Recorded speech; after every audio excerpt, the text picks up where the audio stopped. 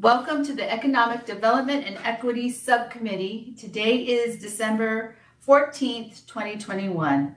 I am calling this meeting to order. Are there any call to the public? There are no call to the public. Thank you very much, Corey. The first item are the minutes. Can I have the approval of minutes from November 16th, 2021? I move to approve. Thank you. Second. I have a motion and a second. All those in favor, please say aye. Aye. Aye. Aye. I think everybody's saying aye. I don't hear any nays. The motion carries. Item number 2 is for information only. Key economic indicators quarterly report. Does anybody want to hear that? Don't hear anything, so I'm going to keep moving. Item number 3. Landlord Incentive Program and Rental Rehabilitation Program. Chairwoman Pastor and members of the subcommittee, for our update this morning on landlord incentive programs and rental rehab program, we have Titus Matthew, who is our housing director, and Spencer Self, who is our neighborhood services director. And with that, I'll turn it over to Director Matthew.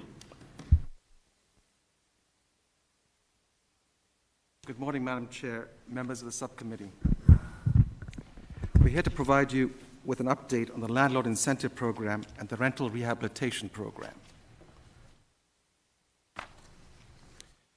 On June 16, 2020, the City Council approved the Housing Phoenix Plan, consisting of 9 policy initiatives to create or preserve 50,000 homes by 2030.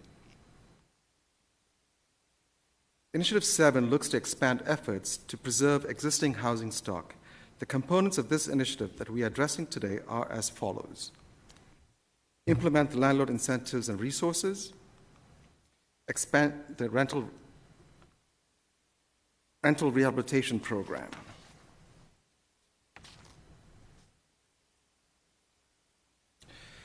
On August 28, 2020, City Council authorized $500,000 in Federal CARES Act funding to launch the Housing Department's Landlord Incentive Program. The innovative strategy was to help combat the shrinking number of units and fewer housing opportunities available for Phoenix Section 8 voucher holders. The Landlord Incentive Program incentivizes Phoenix landlords to make their properties available to Housing Choice voucher holders. The program offers a $500 signing bonus to landlords that execute a Section 8 housing assistance payment contract. The initial funding of $500,000 was exhausted from September 2020 through September 2021. In that time, incentives were paid to 405 landlords. That means 405 new Section 8 HAP contracts. Of those 405 landlords, 127 were first-time Section 8 landlords. This is a significant milestone and increases the number of housing options for our voucher holders. These incentives also help to retain 278 landlords within the program. Given the success of the program, on September 7, 2021, the City Council showed continued support by approving $1 million of Federal American Rescue Plan funds, or ARPA, funding to replenish the CARES Act funds. With the additional funding from October to December 2021, incentives were paid to 101 landlords. 12 were first-time Section 8 landlords, and 89 landlords were within the program that were retained.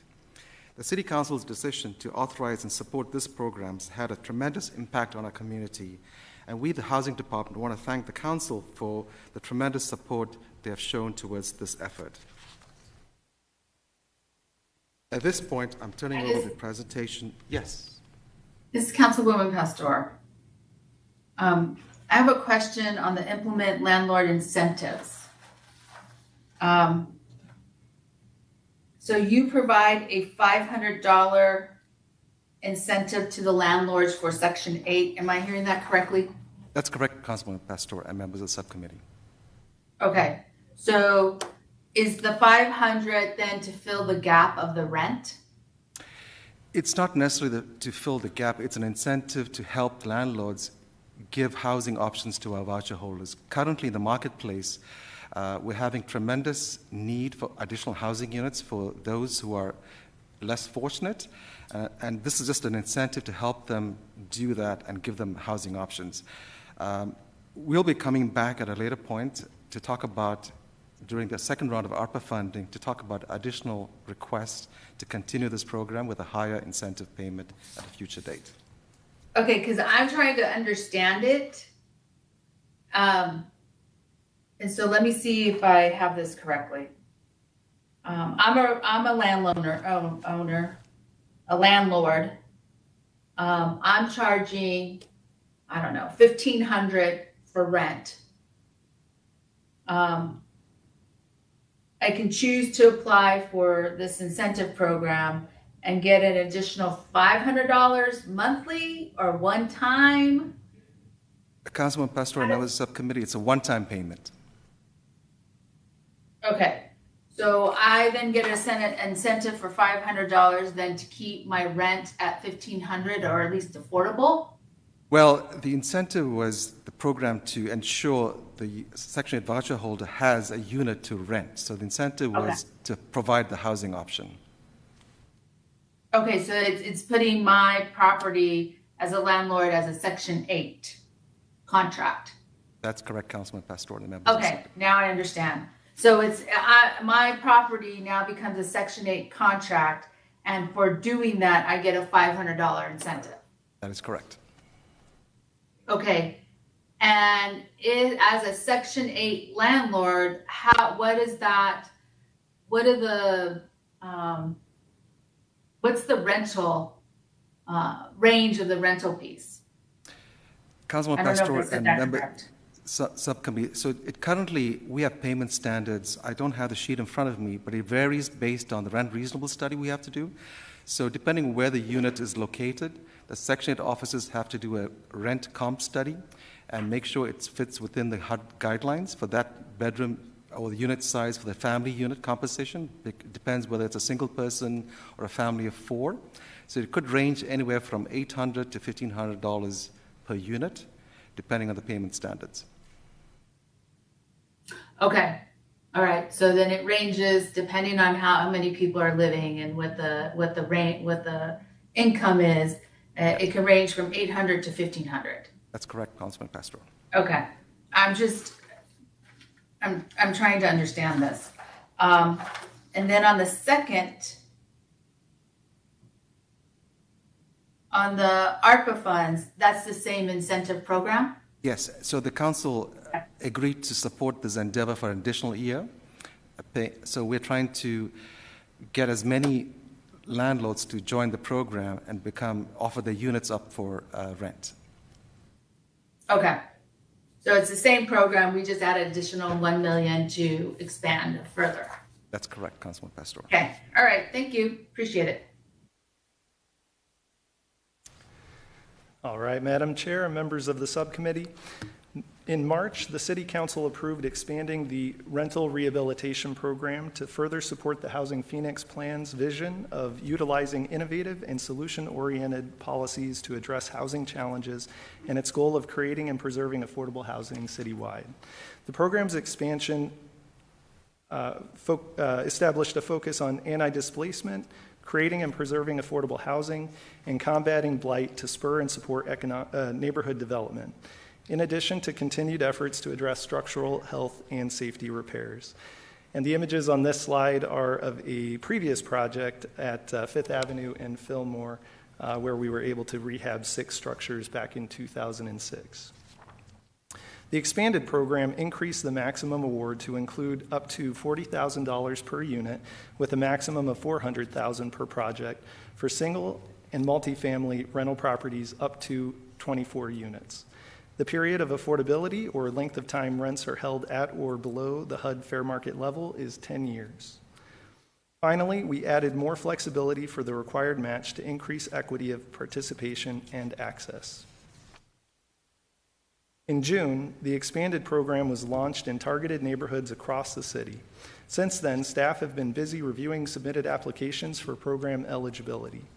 In late October, the City Council approved our first award to rehab a triplex located in South Phoenix Village, which is around 24th Street and Broadway, for up to $120,000. This concludes our updates on the two programs, and we welcome any questions you may have. Spencer, I have a question. How much is this program? What's the budget for this program? Madam Chair, great question. For this year, we funded the program for up to $1 million using program income.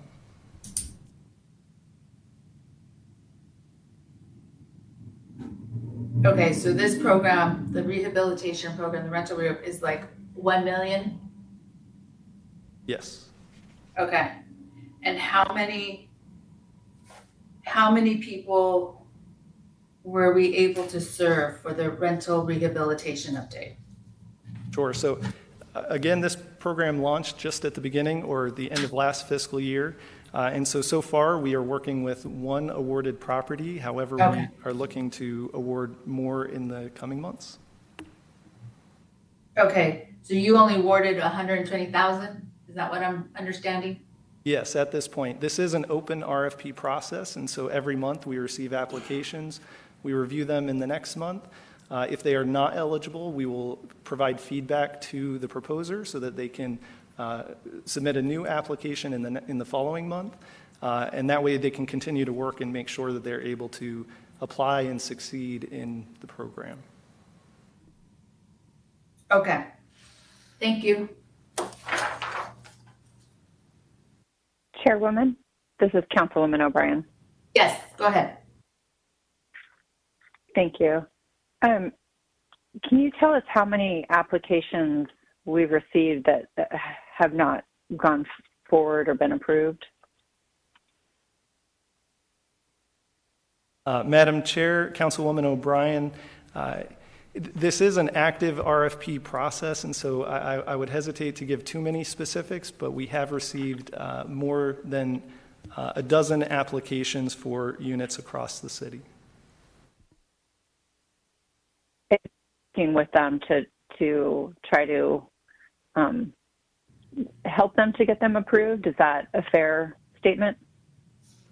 Yes, we want to ensure that our proposals or proposers are successful in the program, and so we make sure to give them feedback when they do apply, because we absolutely want them to be successful, and we want to spend every bit of this $1 million to help maintain affordable housing. Okay, and if I can go the previous presentation, or not, the earlier part of this presentation, it looks like we had authorized $1,500,000 total. Is that correct? Yes. Councilor, And so, go ahead.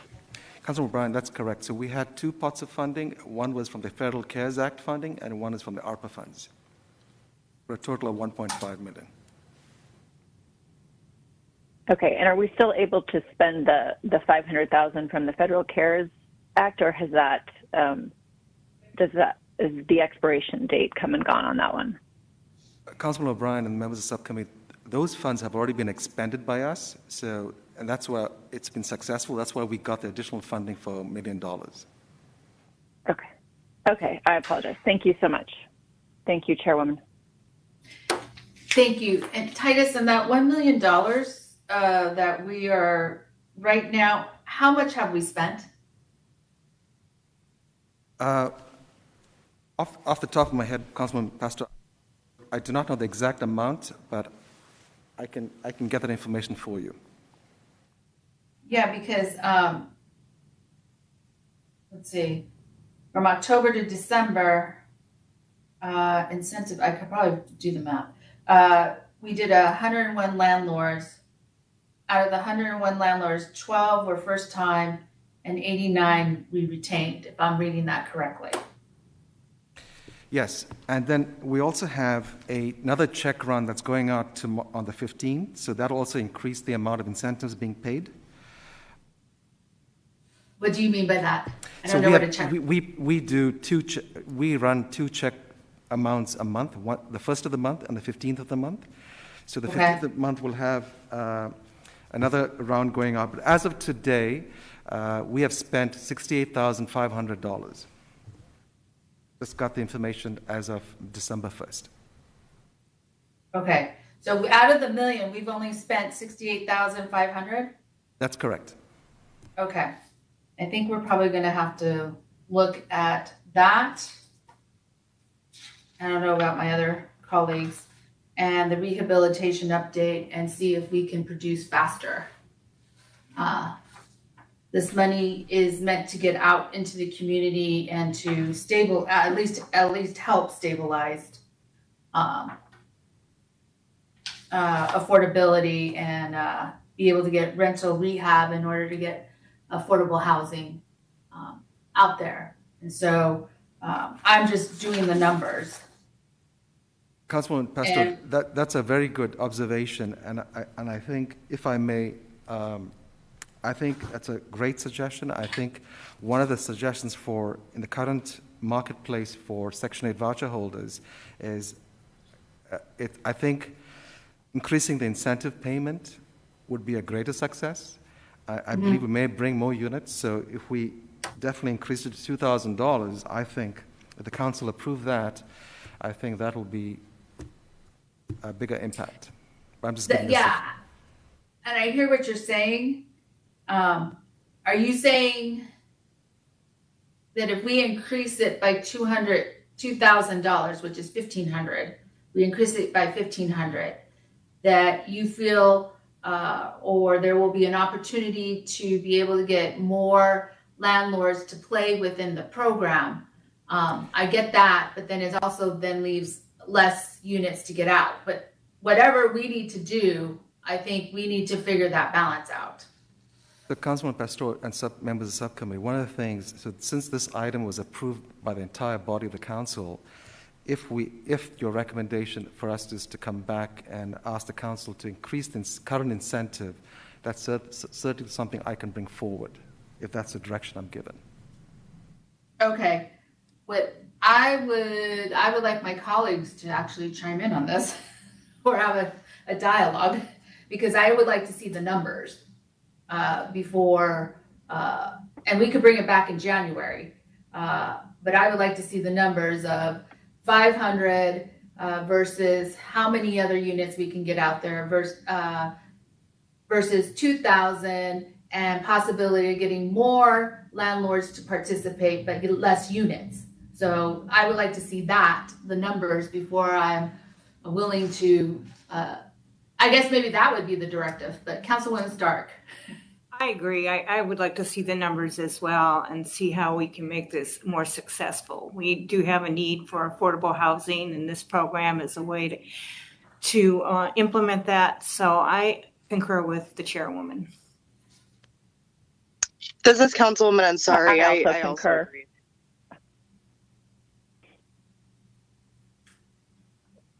So this is Councilwoman O'Brien. I concur as well, Chair. okay. So I guess the directive is to come back in January and give us the data and the numbers. I would suggest that you provide these PowerPoints before our meeting, so that then we can have, if there's questions that we can ask beforehand, or we're just ready to go with this to be able then to have a strong dialogue on how we need to move forward. So, Councilman Pastor, if I may ask a question. So, coming back to the subcommittee in January to provide you numbers, we're going to run the private rental market. We're just going to show you data in terms of what the outcomes could be if we increase the amount by $1,500. Is that what I'm hearing from the members? Yes, well, yes, I want to know 2,000 versus 500, and outcomes of getting 500. Do we get more units? I doubt it if you're going to 1,500. But if we could do 500, what does that look like? How many more units can we get out in the market versus 2,000 or 15 of 2,000, and it's less units or less items, and but it increases our outcome and our impact. That's what I'm trying to figure out.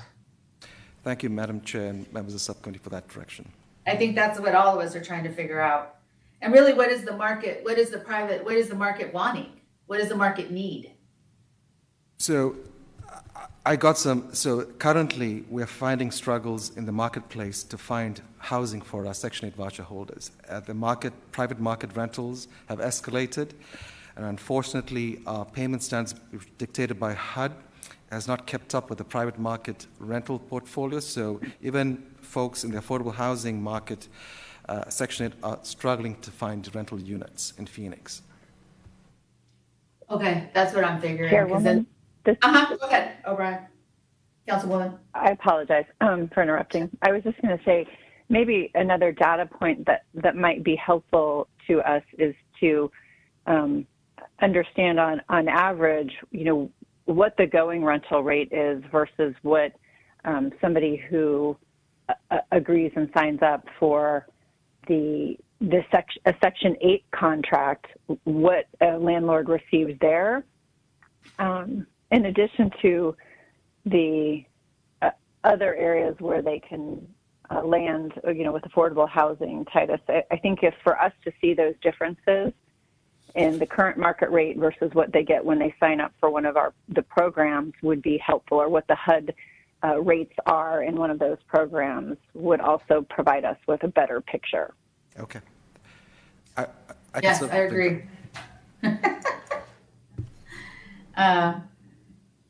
Okay.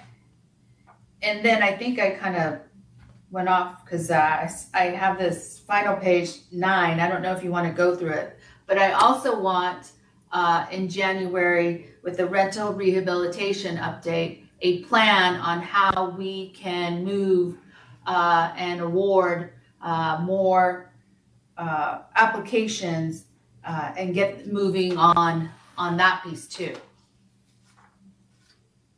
So, Chairwoman Pastor. Chairwoman, I have a couple of questions. Go ahead. As well. So, Titus, just wondering, is staffing at all an issue, or is it just the number of applications? Like, if we increased capacity on our side to help with either outreach or going through applications, would that be helpful at all? Councilman Ansari, members of the subcommittee, any support from council in terms of, so currently we have our Section 8 program is managed by a private sector contractor, Guadell. We also have a contract with a private entity that's helping with landlord navigation. Currently, we're also in the marketplace looking for another company to help us assist find rental units. So, yes, so landlord navigation and help is definitely warranted. And currently, we're having, I meet with a lot of nonprofits and who are telling me they're representing clients. Finding housing is a very difficult challenge at this point. Okay, good to know. And then in terms of a timeline, and I'm sorry if I missed this, what would be your goal in terms of full distribution of these funds? Is that for Titus or is that for Spencer? Because it's two different programs. I think this question is going back to the one we were just talking about in regards to potentially increasing the funding or the amount from 500 to 2,000. Okay, got it. Thank you. Councilman Ansari, the current rollout for the $1 million is for every HAP contract we pay out $500. I think based on the council direction or the subcommittee's direction, we can come back and provide additional numbers to show what a $2,000 payment would look like and how it would affect the marketplace. Unfortunately, the City of Phoenix cannot control what happens in the private market industry in terms of rental units, but I think offering an incentive is definitely an advantage. And we're seeing that other jurisdictions are also offering incentive payments to try and get rental units for their clients in Section 8 or affordable housing. So I'm hoping that this $1 million will suffice through September of next year, but it could go out faster if the incentive was increased. But that's something we can discuss when we do the presentation next month. Okay, great. Thank you so much.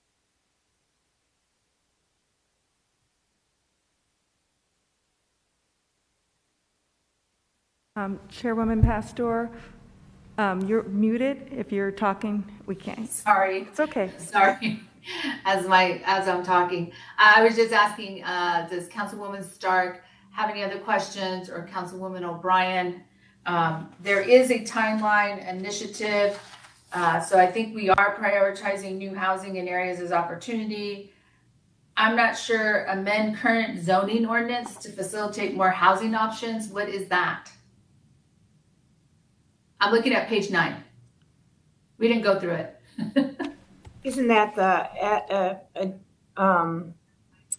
adjacent, or not adjacent, but additional dwelling units?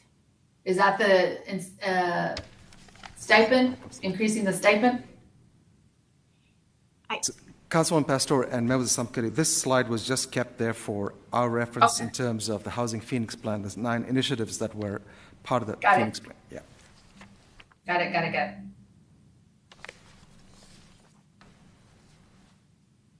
Chairwoman Pastor and members of the subcommittee. Yes. We will plan, based on the direction that we've received from the subcommittee, to bring both of these programs back at the January meeting to provide an update on the data for staff to talk about the challenges as to why it's been difficult with getting the funds out faster, as well as what their recommendations are to help get these funds out into the community sooner. So we'll bring both of these back. Okay. And as well as we'll suggest that even prior to subcommittee, because of the interest in the topic, that we do briefings with the subcommittee members as well. That's your pleasure. Thank you. Go ahead, Councilwoman Stark. Was it Councilwoman Stark that was speaking? Madam Chair, earlier I was recognizing what the zoning would be eventually to implement additional dwelling units on properties to help with affordable housing, I believe. But that's in the process, my understanding from the planning department. Okay. Thank you. Are there any more questions? If not, thank you for your presentation. Appreciate it. We probably won't see each other, so happy holidays. Thank you, Councilman Pastor, but I think we're going to present again. So Yeah, you have another one. Yeah, I'm moving to it. Affordable housing funding options, item number 4.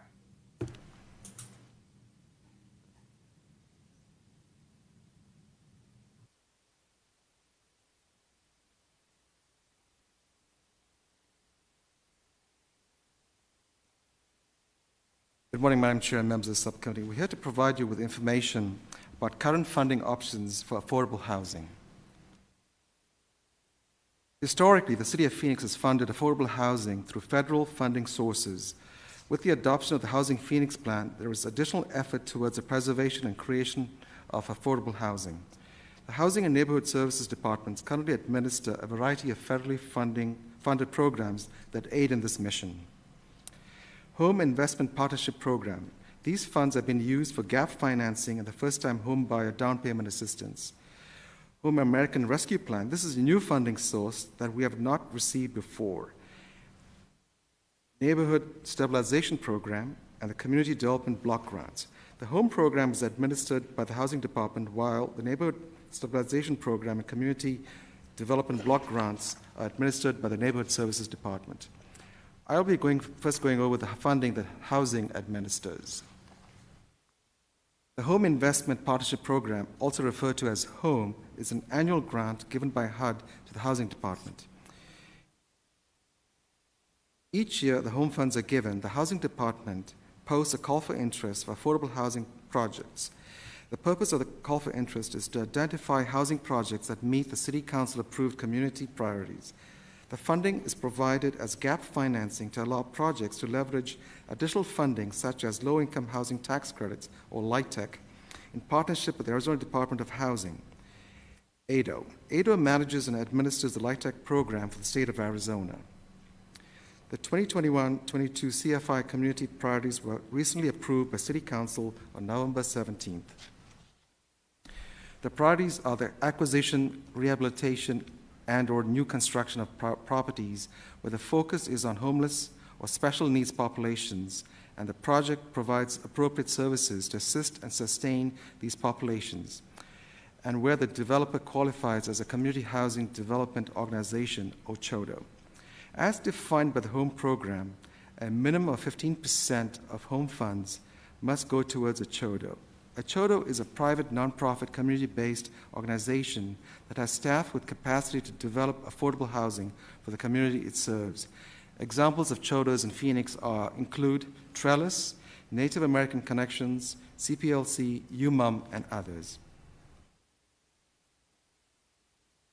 Since 1993, over $100 million in home funds have been provided for gap financing and for the first time homebuyer down payment assistance to support affordable housing in Phoenix. This investment has supported a total of 124 projects, 14 of which are either under construction or in pre-construction.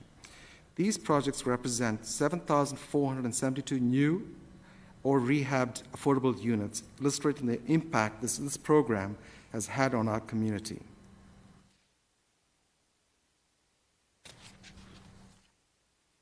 We also want to provide you with two recent project examples that received home funds. Rivello is a project at 1600 West Camelback Road that received $775,000 of home funds in 2017 to assist with the new construction of 76 units. This project serves physically disabled and the elderly low-income families. The other project is Trellis of Mission Lane, which is currently under construction after receiving home funds in 2020. This project is located at 621 West Mission Lane and was awarded $1 million to assist with the construction of 43 townhome-style affordable housing units. This project will serve very low-income families. This is a unique project. Through a lease-to-purchase program, tenants will be able to accumulate value over time towards having the eventual opportunity to purchase their unit. As far as we know, a lease-to-purchase program for this type of a project is the first in Phoenix. I will now turn it over to Aubrey Gonzalez, Assistant Housing Director, to go over the city's allocation of home ARP funds. Thank you, Director Matthew. Good morning, Madam Chair and members of the subcommittee. A recent funding source we wanted to share with you today is the allocation of home funds through the American Rescue Plan. In April 2021, the City of Phoenix was notified of an allocation of approximately $21 million. Home ARP funds are to specifically assist individuals or households who are homeless, at risk of homelessness, and other vulnerable populations. This may be done by providing housing, rental assistance, supportive services, and non-congregate shelter to reduce homelessness and increase housing stability. 4 listening sessions were held in October and November, and attendees were asked to identify areas of highest need in their community. In terms of next steps, additional requirements of the program include conducting a needs assessment and gap analysis, public participation, and having an approved allocation plan. We will come back to the Council in the spring with a draft of some of these elements and next steps. Staff will continue to collect input through ongoing public participation. I will now turn it over to Spencer Self, Neighborhood Services Director, to go over the funding that NSD administers. Thank you, Aubrey. Aubrey, can I ask a question? This is Yes. Councilwoman Huff. There has been an allocation of 21. There were 4 listening sessions in October and November. Who was invited? Madam Chair, members of the subcommittee, a variety of folks that subscribe to our listserv in the Housing Department, which include various nonprofits, affordable housing developers, and we also have that information posted on our webpage. The mailbox for that we are still collecting feedback on is still available and open, and folks are welcome to send us information, and that email address is home, HOME -ARP at Phoenix.gov. Okay. And we are to anticipate for this allocation plan to come to the subcommittee what month? Councilman Pastor, if I may answer that question. We just received recent guidance from HUD. This requires additional planning and approvals from HUD. So I just want to put out there that this may not come to you, the subcommittee, in the spring. More likely it's going to be the fall because HUD is requiring us to do additional work and hire a consultant to come up with a plan and strategies and getting the plan approved. Go ahead, Councilwoman Stark. I just, as a follow-up, I'm just curious how well attended the listening sessions were. Councilwoman Stark, when I got this job, one of the requirements I had was to conduct these listening sessions, and then they were not well attended, but we had about under 60 attendees, 4 sessions. But those sessions are just an initial discussion with the folks out in the community, but we'll be going forward to have more sessions, and we're going to have more advertising and engagement with the community to plan the success. And just so the subcommittee is aware, HUD has given us till September 2030 to expend these funds. We hope to expend sooner than that, but we have to work with HUD on a plan. So most jurisdictions, including the state of Arizona, have to hire consultants, and it takes about 6 months to 9 months to get the plan approved by HUD. Okay. Thank you. Thank you. Understanding that and understanding kind of the situation we're in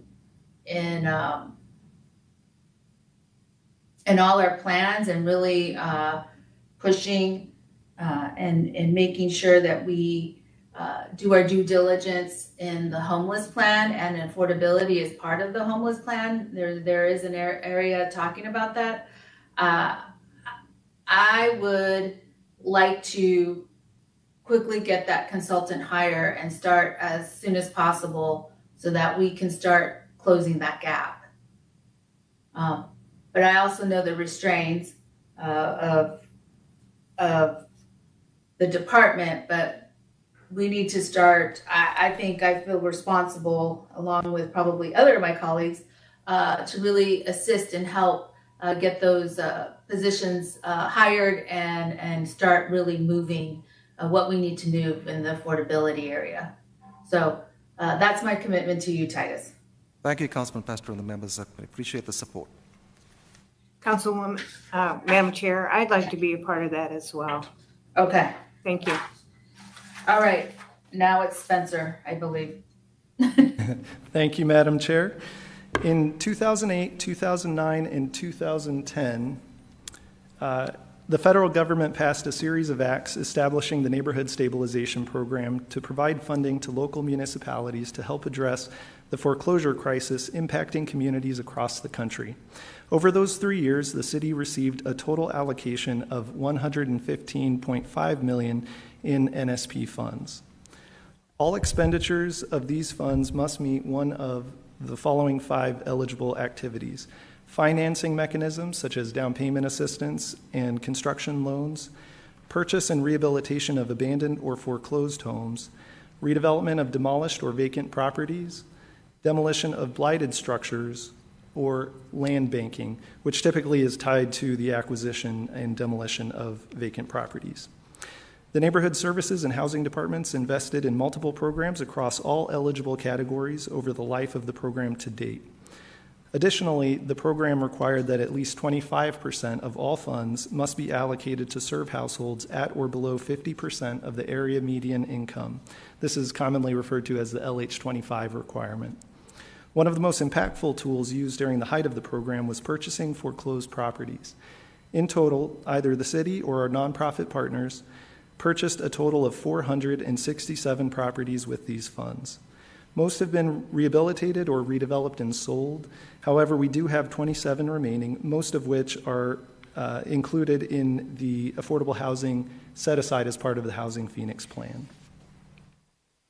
The largest City of Phoenix single-family infill project was funded by the NSP program in South Phoenix Village, which I mentioned in the last presentation is around 24th Street and Broadway, with 126 homes developed over the course of approximately 5 years. That project wrapped up just this year, and as you can see on the slide, in this before picture, there was a significant number of vacant lots that we were able to develop to reestablish the neighborhood and add rooftops for potential future economic development in the area.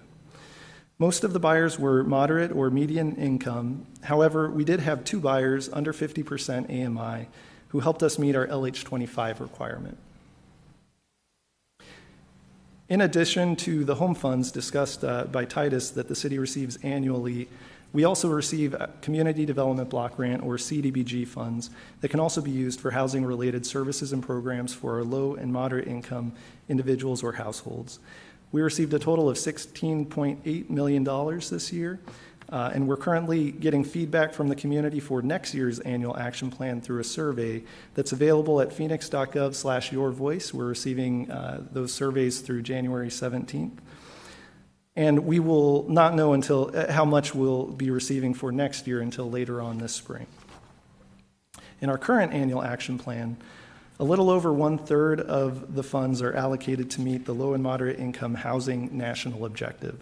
The purpose of these activities are to provide or improve permanent residential structures which, upon completion, will be occupied by low and moderate income households, or to provide specific services to those households. We provide housing rehabilitation programs, including the rental rehabilitation program we just discussed in the last presentation, to preserve affordable housing and provide repairs to critical systems, as well as to address neighborhood blight. The Housing Department oversees funding for the Family Self-Sufficiency Program and AeroTerra for residents of public housing, with programming to help them become economically independent and provide counseling services for the children at AeroTerra as they transition from homelessness to their new stable home. This slide reiterates the 4 broad funding sources we're currently using to create, preserve, and support affordable housing that we've discussed today. I know we covered a wide range of programs and services, and with the immense need for more affordable housing as identified in the Housing Phoenix Plan, I know I speak for all of us when I say we are eager to further the conversation. With that, we'll be happy to answer any questions you may have.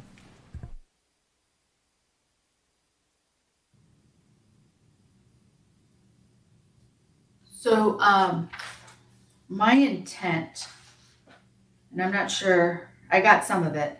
My intent of the purpose of asking where are all our funding sources, and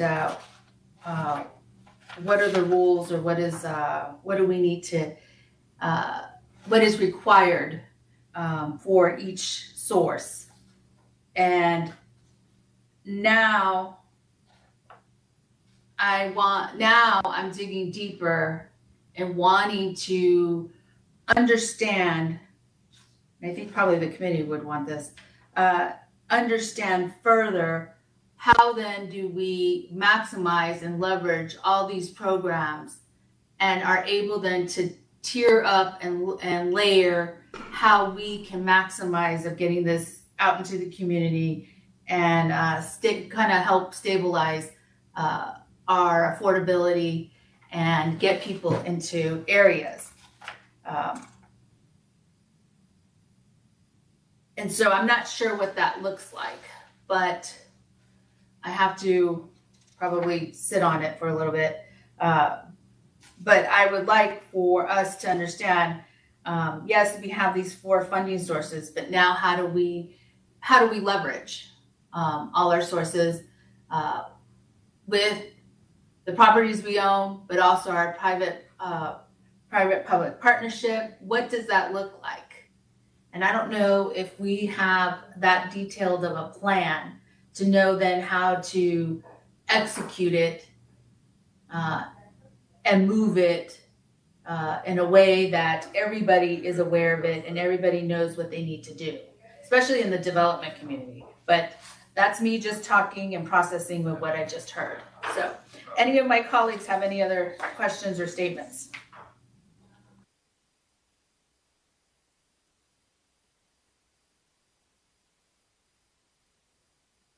Okay. Thank you for your presentation. Appreciate it.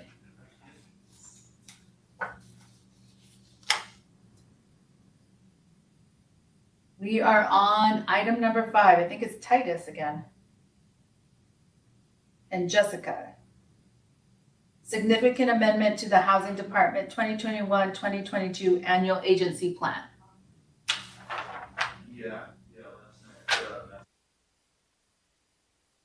Councilwoman Pastor and members of the subcommittee, we're here to seek your recommendation for the Assisted Housing Governing Board to approve a significant amendment to the Housing Department's 2021-22 Annual Agency Plan.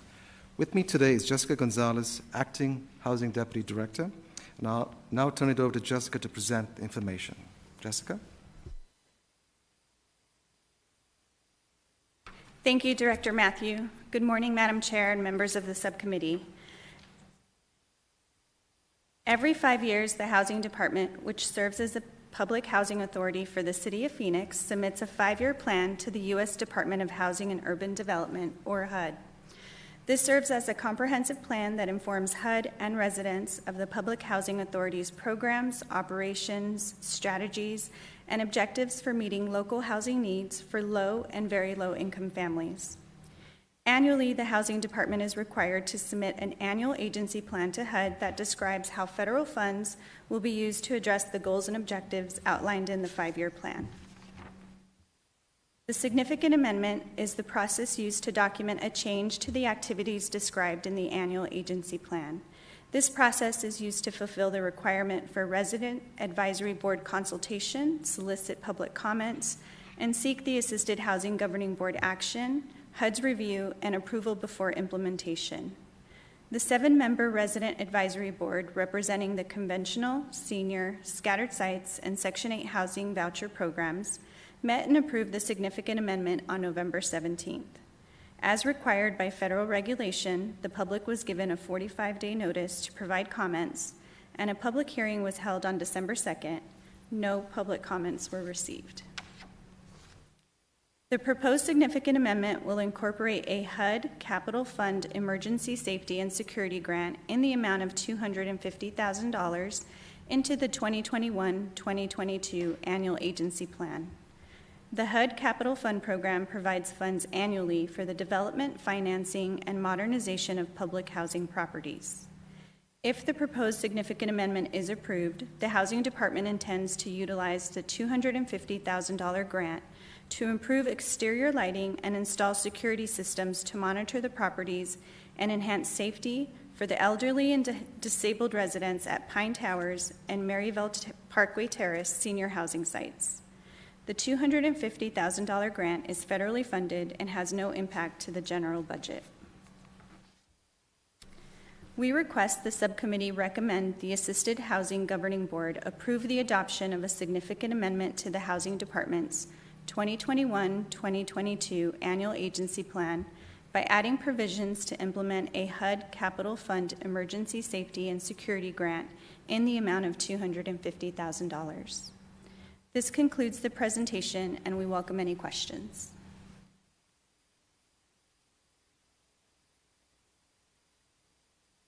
Does anyone have any questions? Can I have a motion? So moved. This is Councilwoman O'Brien. I'll second it. Second. Okay. I got Councilwoman O'Brien making the recommendation or making the motion to request the ED subcommittee recommend the Assisted Housing Governing Board approve the adoption of significant amendment to the Housing Department's 2021-2022 Annual Agency Plan. And I have a second from Councilwoman Stark. All those in favor, please say aye. Aye. All those. Aye. I hear no nays. The motion carries. Thank you very much. Wishing everybody a happy holiday and any future agenda items. Councilwoman Stark, Pride will be definitely on January agenda. Great, thank you. You knew I was going to say. Yeah. Read mine, thank you. I'll explain to you later. Anything else? All right, meeting adjourned. Thank you.